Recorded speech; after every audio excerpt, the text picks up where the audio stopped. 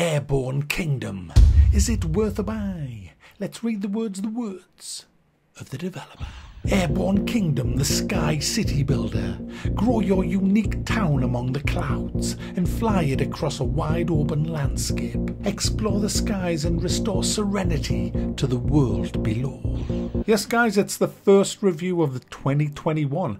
First review, guys, and it's a city builder. It's a genre that I am very fond of. I've always liked city building games, and this is a little bit different to anything that I've really played before because this takes place in the clouds. You're building a floating city. You start off with this tiny little town centre with a few gadgets.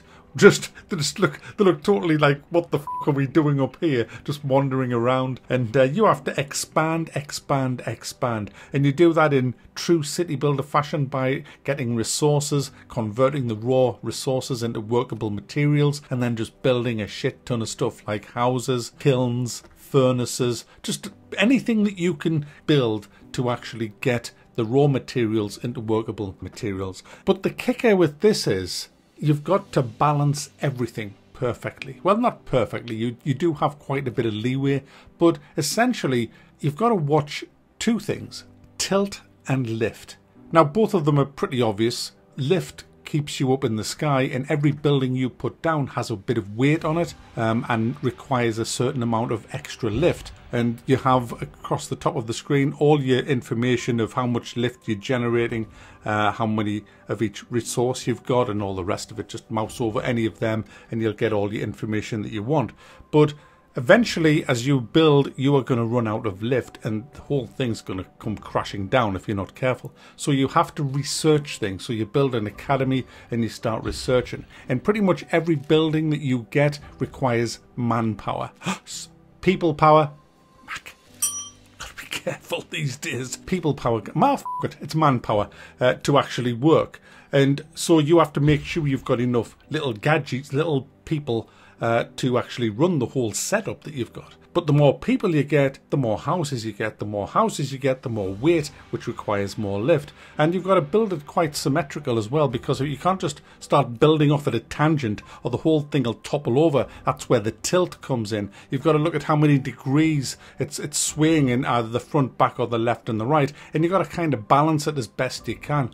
Now, the good thing is you can move your buildings around, but it does cost a bit of resource to do that. You can research a perk that gets all your resources back from that, but not early game you can't. So you're going to need a lot of resources. In fact, the further you get in the game, the more resources you're going to need, because you're going to end up with well over 100 people probably on board. You're going to have tons and tons of machinery that requires fuel, which is the fossil fuel coal that we use in this. Basically, all the good stuff uses coal, such as your vertical fans and things like that, your big propellers, all of that uses coal. And the trade-off is this: if you're going to use a lot of coal for, say, a propulsion system, you don't need many people to man it.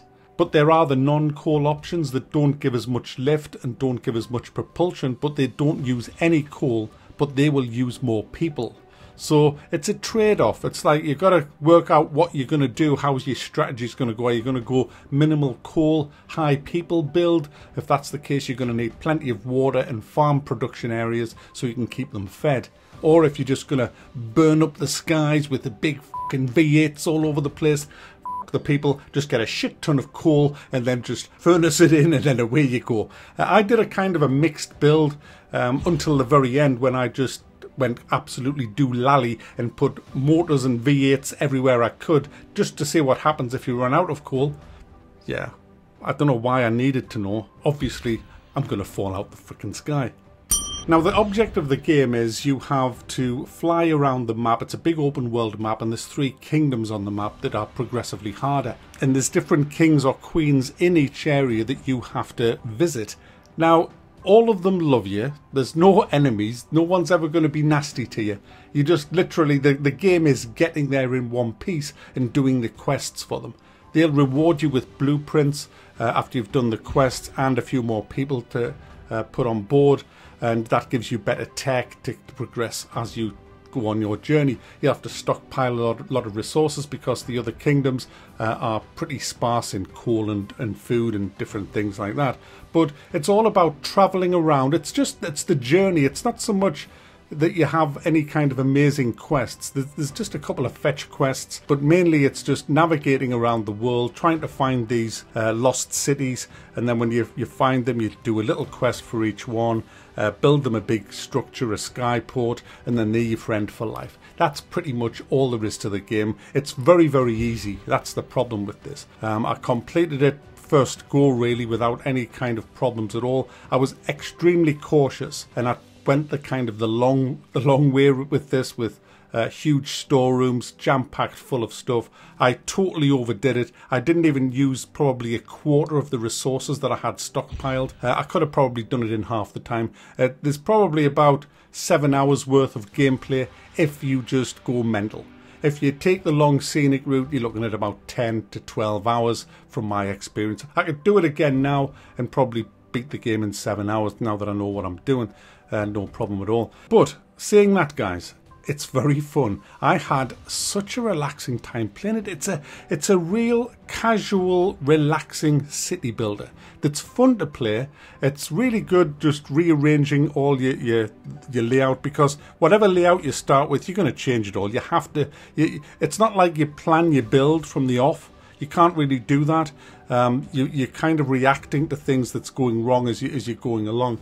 But I found the game immensely satisfying and really good fun, which is why I'm going to thumb it up. Now, it's only on the Epic Game Store at the minute. I don't know if it's coming to any other platforms. It's £20 on Epic. And yeah, I think it's worth a buy. It's not a groundbreaking, brilliant game, but it's certainly a game for the lockdown. This is a game that'll easily wind away 10, 12 hours if you just take your time and just have some fun. So there you go, guys. We'll end it there. Airborne Kingdom, pretty decent start to 2021.